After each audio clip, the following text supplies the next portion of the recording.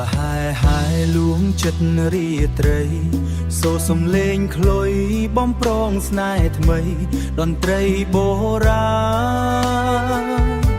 តន្ត្រីបុរាណលួងលោមដួងចិត្តឲ្យបងនឹកស្រី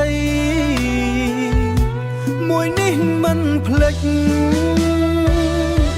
ក្រមុំបងមួយស្អាតដូចផ្កាខែញញឹមស្រស់ស្រាយបេះដូងបងហែ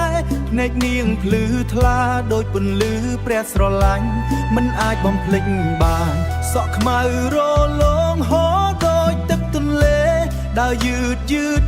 តឲ្យចិត្តបងរីករាយសំឡេងនាងផ្អែមដូចទឹកខ្មុំលាយបងស្រឡាញ់ស្រី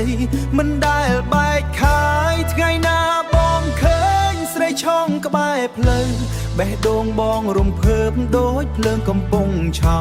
ចង់ប្រាប់ស្រីថាបងស្រឡាញ់ពិតតែខ្លាចស្រីមិនទទួលចិត្តបងរងទុកចិត្ត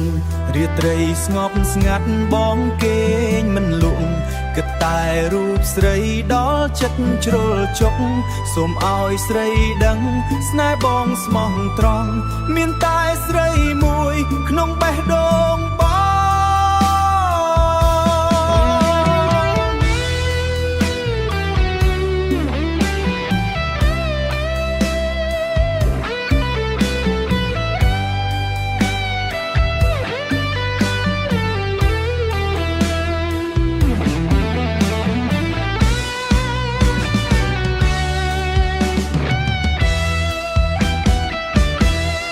មុំបងមួយអើយសូមមេត្តា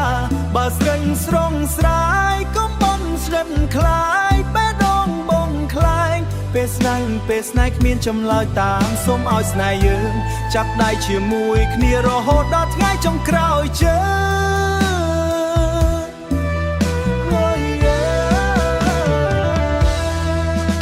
ចង់ជួបចិត្តមិនប្រែប្រួលណាសូមឲ្យស្នេហ៍នេះមានតែយើងពីររស់នៅជាមួយគ្នាជារៀងរហូតទៅជាឥតឈប់ឈរមេឃបងអូភ្លៀងធ្លាក់មកសិនត្រជាក់បេះដូងដែលស្នេហាដែលបាត់បង់ទៅម្នាក់បងអង្គុយចាំទាំងក្តីឯកោទឹកភ្នែកហូរច្បល់ជាកំណក់ភ្លៀងហូរសំឡេងខ្លុយយំលាដួងតារាគ្មានប្អូនទៀតទេក្នុងជីវិតបងណានៅសល់តែភ្លៀងនិងភាពឯកោនឹកស្រីខ្លាំងណាស់